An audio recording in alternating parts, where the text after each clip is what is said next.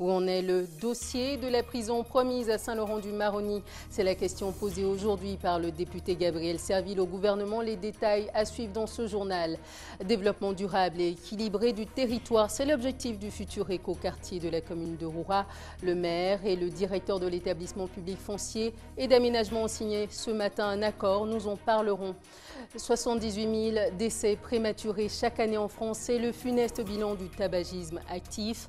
Les cigarettes électroniques sont-elles réellement efficaces pour arrêter de fumer? Les réponses dans ce journal.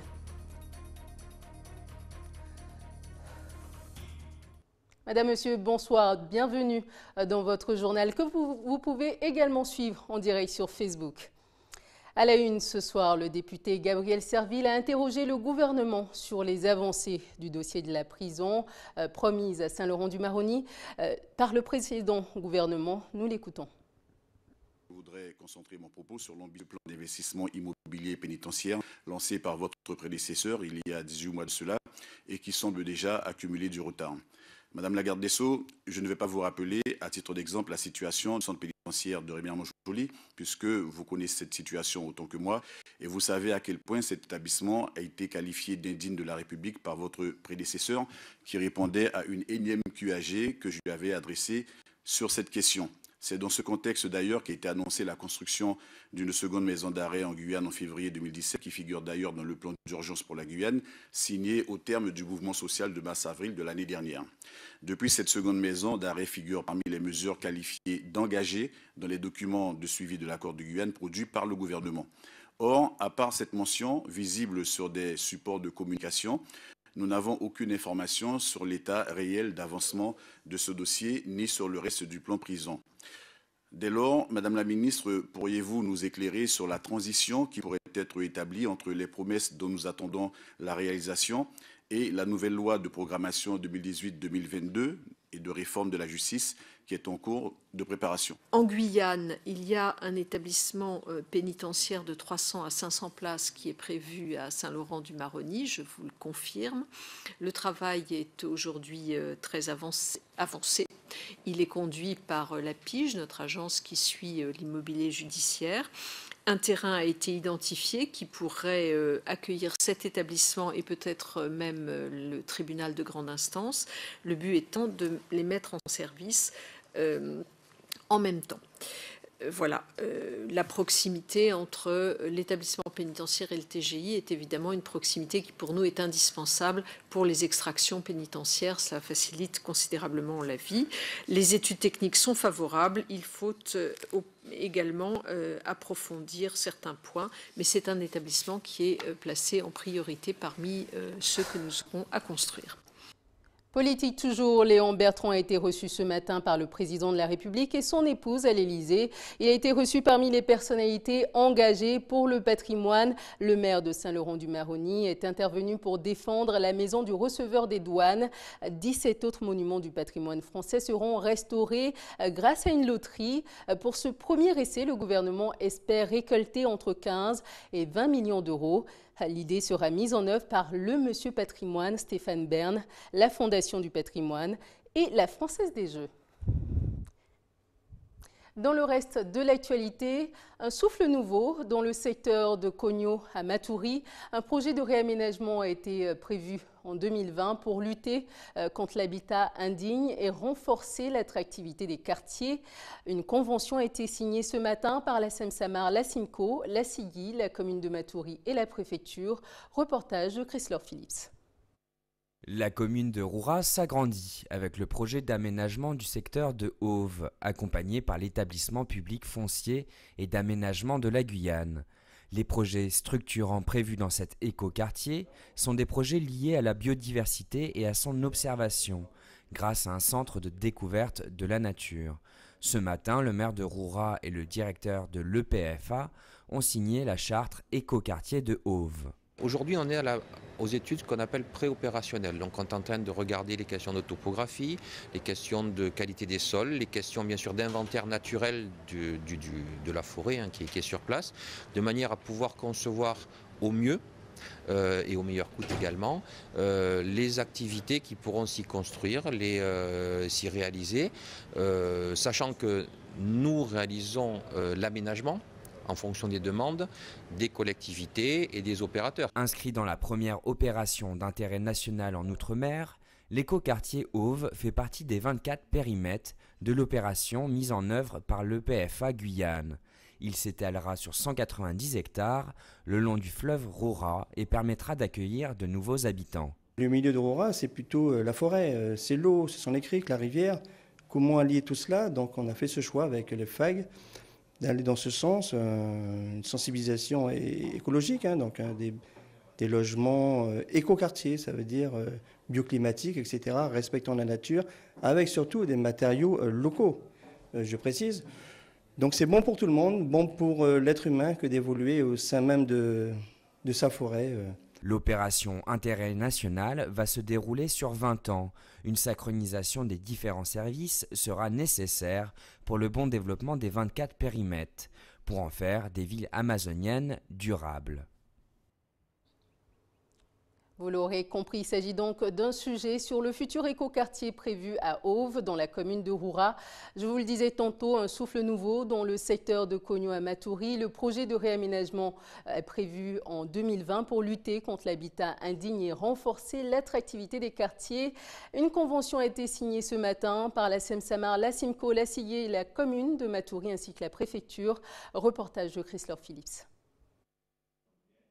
Le programme de renouvellement urbain, un chantier titanesque de la commune de Maturi, a été officialisé ce matin en présence de nombreux partenaires, dont le maire Serge Smock, qui n'a pas caché sa satisfaction. C'est pour signer le protocole de préfiguration, protocole qui va en fait nous permettre d'entamer les travaux d'aménagement donc au niveau de Kombo, c'est-à-dire l'extension de Kogno-Namiron. Cette extension-là permettra en fait aux habitants, parce que d'abord on pense à eux, ces extensions, ces aménagements seront faits pour eux, pour améliorer donc leur cadre de vie. Pour nous, c'est une manière de montrer que nous devons maîtriser l'aménagement de notre territoire, et notamment dans ces zones-là où l'habitat spontané, parfois insalubre, quelquefois, mais insalubre aussi, donc est monnaie courante.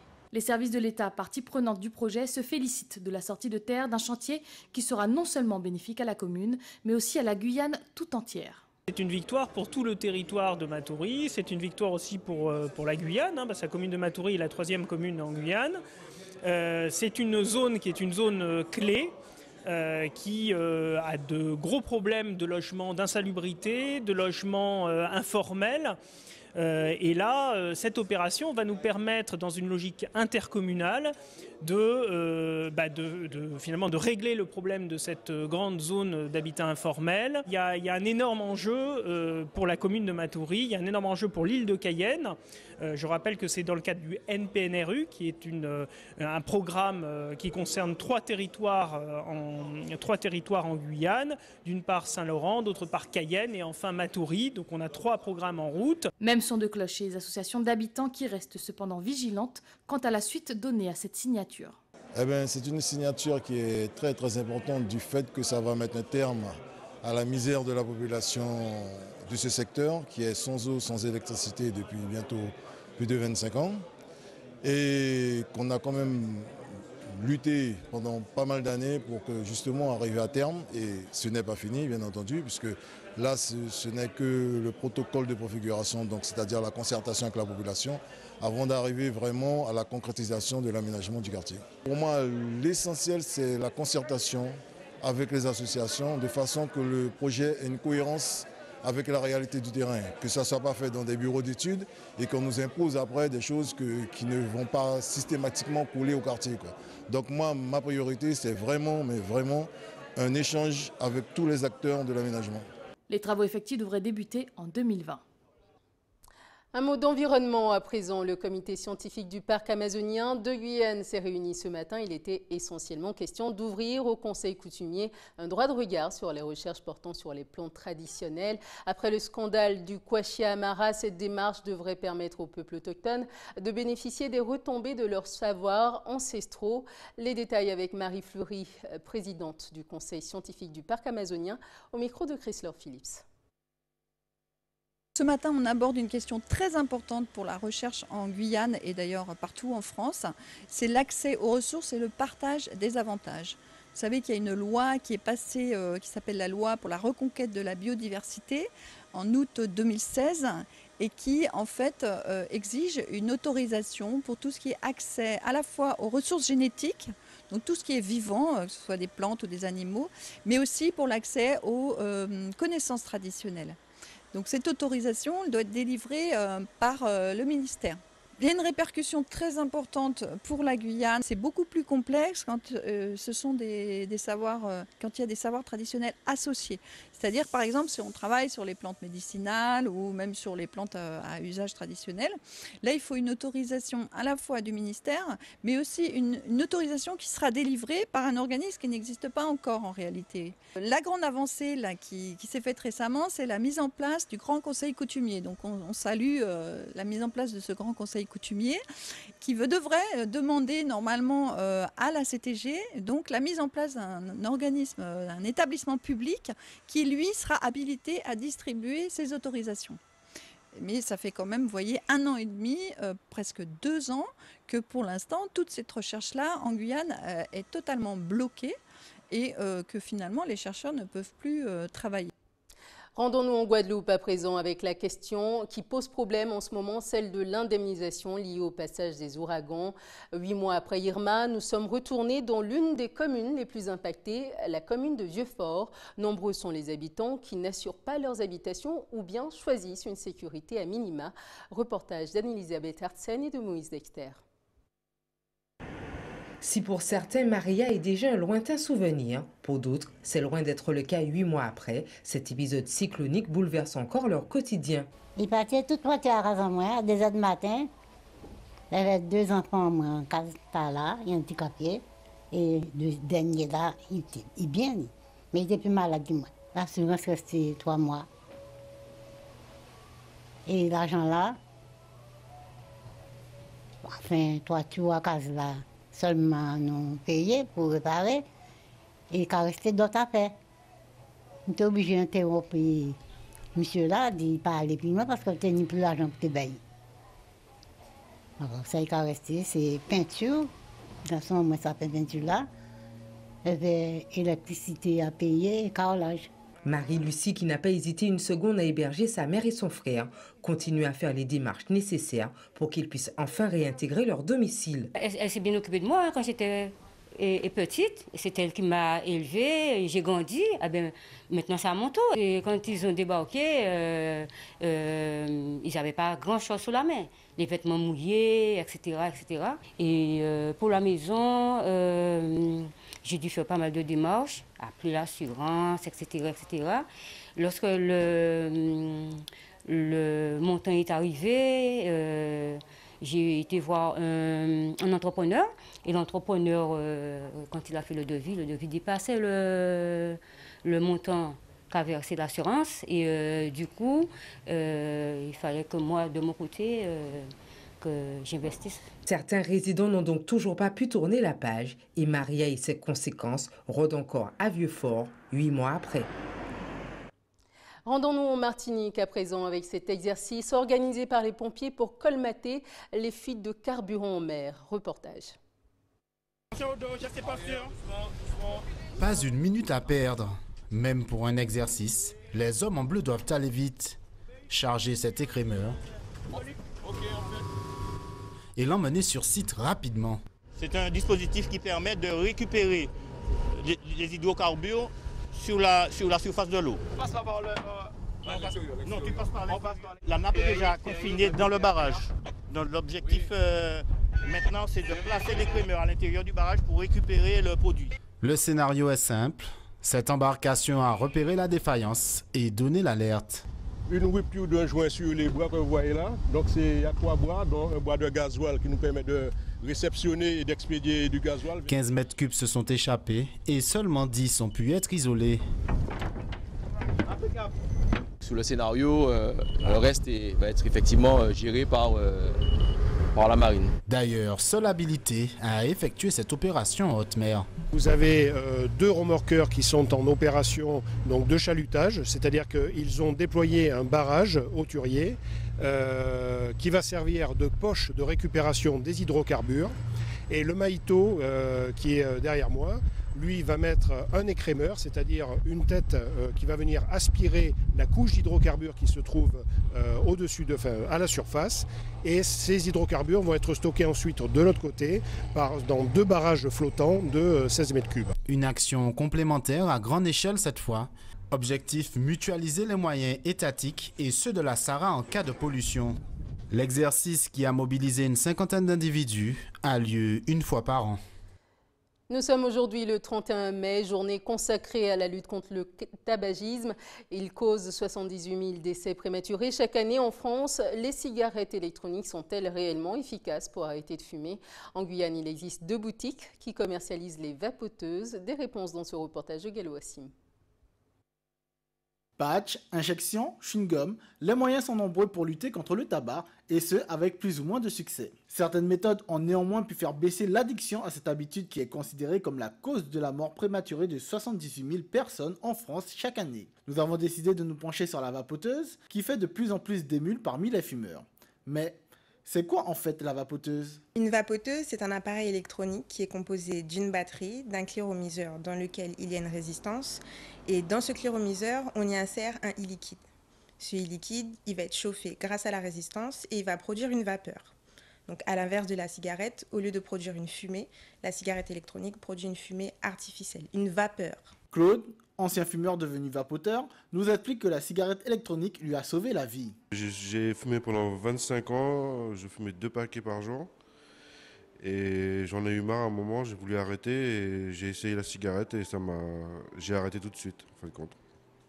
Le premier jour que j'ai essayé, j'ai pu retoucher une cigarette depuis. On se sent mieux déjà, on récupère beaucoup de choses qu'on a perdues au niveau du souffle, au niveau de l'odorat et tout. Et puis voilà, on sent déjà, au bout d'une semaine, on sent déjà la différence. Un avis partagé avec Kim, qui retrouve avec la vapoteuse les mêmes bienfaits que dans la cigarette. On va retrouver donc les mêmes sensations que la cigarette traditionnelle. Avec ça, on va avoir le geste, les sensations, le goût de tabac pour ceux qui aiment, et on va avoir avec les dangers en moins. Complètement arrêté la cigarette classique, vraiment j'arrête, je fume plus. Moi ça s'est fait assez rapidement, voilà, on va dire un petit mois, c'était passé. On a la nicotine dans la cigarette électronique, ce qui fait qu'à partir du moment où on vapote, on fume plus de toute façon. Après ça appartient au vapoteur, lui, de continuer ou pas. C'est un choix en fait. Il y en a qui par habitude ils vont revenir à la cigarette traditionnelle, mais théoriquement on a la nicotine et les sensations, il n'y a aucune raison que ça prenne plus d'une journée. Pourtant, si la vapoteuse fait baisser le nombre de fumeurs, elle est aussi devenue un objet de mode et d'addiction, surtout pour les jeunes. Beaucoup de personnes, surtout les jeunes, ont tendance à commencer à vapoter plutôt que de fumer des cigarettes, car justement, ils connaissent les effets nocifs de la cigarette et préfèrent vapoter avec un taux de nicotine à 0. Donc, ils vapotent uniquement de la vapeur et un goût qu'ils choisissent eux-mêmes. Il peut être possible d'être accro. Car la cigarette, l'effet de fumée, en fait, déclenche dans le cerveau la zone du plaisir, la zone de la récompense. Et la cigarette électronique, c'est la même chose, parce que c'est la gestuelle et c'est psychologique. Donc si on aime fumer, si on aimait fumer, on aimera vapoter. La cigarette électronique, le nouveau moyen de lutter contre le cancer des poumons, certains y croient. Un mot de consommation, la préfecture de Guyane a publié les prix des carburants pour ce mois de juin avec des hausses importantes, plus 6 centimes d'euros pour le super sans-plomb qui passe à 1,65 €, 6 centimes supplémentaires également pour le gasoil qui est désormais à 1,46 €. Enfin, le prix de la bouteille de gaz augmente d'1,12 € et coûte désormais 21,95 €, des prix similaires à fin 2008. Cela avait causé une grogne populaire. Nous vous proposons à présent de faire un tour sur une passerelle entre l'Inde et la Guyane. La créatrice Valérie Brussano expose jusqu'au 3 juin des vêtements et accessoires dans des tissus qui évoquent à la fois le métissage guyanais et le pays du Cachemire. C'est à la salle d'exposition de Matoury, reportage de Chrysler Phillips.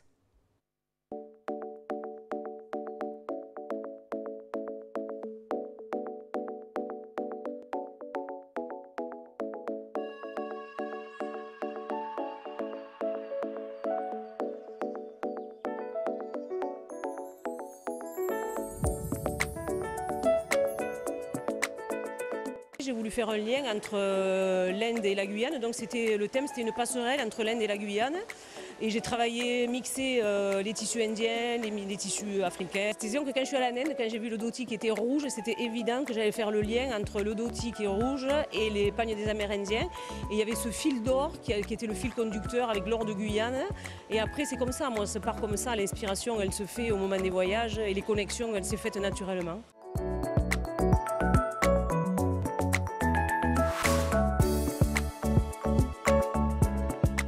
J'ai invité Annie Lahari qui peint, qui recompose elle aussi avec des morceaux de tissu, des tableaux qu'elle repeint. Annie travaille les wax et c'était logique qu'elle soit sur l'exposition avec moi parce qu'il y avait vraiment un lien entre ces tableaux, la matière qu'elle utilise et moi avec la même dynamique. À la base, je crée que des accessoires. En principe, c'est sacs, bérets, pochettes, bandeaux.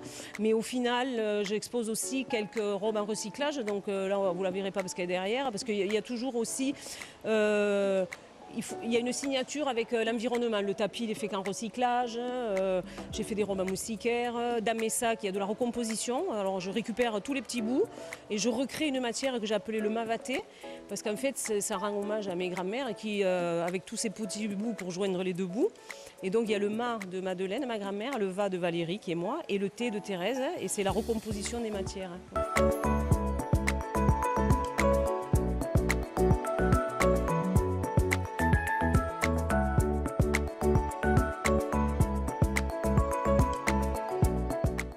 Refermons ce journal avec votre jeudi cinéma. Nous vous proposons de découvrir quelques images du dernier film du réalisateur américain Brad Anderson, sorti dernièrement dans nos salles. Opération Beyrouth, un thriller sous fond d'attentats terroristes et d'opérations de renseignement classées top secret. Regardez. Mason Skiles, DEA à Oxford en études arabes et moyen-orientales. Prenez donc sur vous de me dire ce qui se magouille ici. Il y a 3 jours, un Américain a été enlevé en pleine rue à Beyrouth-Ouest. Je vous rends Monsieur Carl Riley en échange de mon frère. S'il trouve pas ton frère, il faudra que tu penses à une alternative. C'est ça, l'alternative. Karim nous a donné 6 heures pour lui livrer son frère. Attendez, c'est un bourrage, vous rigolez ou quoi? Putain, pour qui vous travaillez? Mon ami. Ah ouais? Cal ou Karim? Tu peux le surveiller. S'il fait la moindre connerie, c'est toujours bien d'avoir un bouc émissaire. Permets-moi de te rappeler que j'ai foutu ma vie en l'air pour toi. Avez-vous la moindre idée du nombre de gens qu'on a mis sur vos traces? Si on les laisse jouer leur petit jeu, Cal est foutu. C'est tout pour aujourd'hui. Je vous rappelle les différents titres que nous avons développés. Où en est le dossier de la prison promise à Saint-Laurent-du-Maroni? C'est la question posée aujourd'hui par le député Gabriel Serville au gouvernement. Nous en parlions. Développement durable et équilibré du territoire, c'est l'objectif du futur écoquartier de la commune de Roura. Le maire et le directeur de l'établissement public foncier et d'aménagement ont signé ce matin un accord. Et puis 78 000 décès prématurés chaque année en France, c'est le funeste bilan du tabagisme actif. Les cigarettes électroniques sont-elles réellement efficaces pour arrêter de fumer? Nous avons donné quelques éléments de réponse dans ce journal. Merci de nous avoir suivis. Prochain point de l'actualité dans quelques instants avec nos confrères de BFM TV. Pour l'actualité nationale et internationale, restez avec nous sur ATV Guyane. À demain.